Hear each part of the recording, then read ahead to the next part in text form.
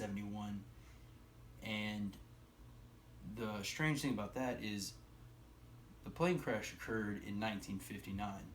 So if the plane crash occurred in 1959 and he doesn't actually write the song until 1971, then you understand how he liked music back during the 50s.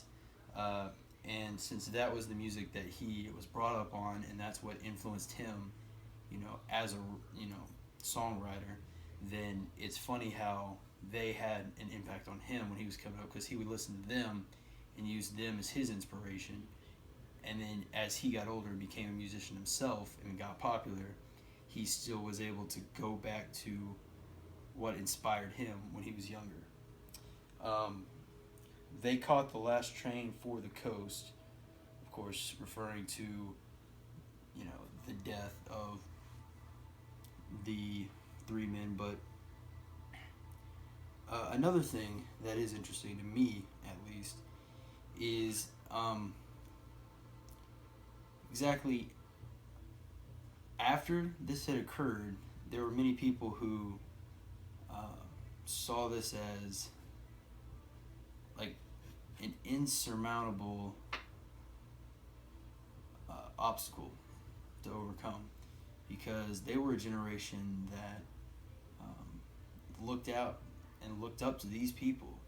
And with them dead, it seemed like this generation of people who listened to that kind of music kind of died out with them, more so in a figurative than literal stance. But when the music died, it literally means that the people who followed this group of people who had this kind of music going for them, they were all three rock and roll, was what their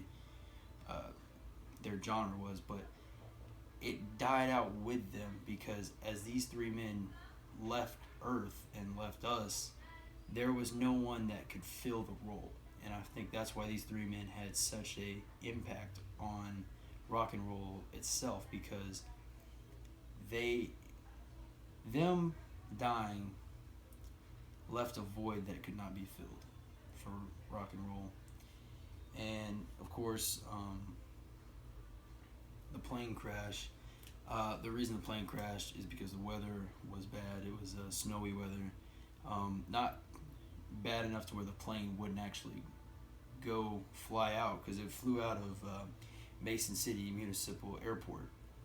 But the weather was rough, and then as the flight progressed, that's how the weather would get worse. But of course, these three men leaving us affected many people. It's just Don McLean decided to actually use this in music to reflect on their passing, which is actually cool because as a popular person, when you talk about people that were popular back when you were younger, it's kind of just like showing that respect that he had for them. And to me, that's something special that, like, today's era, we don't see that anymore. Like, we do see certain people reflect back to other musicians, but for the most part, people are out there for themselves.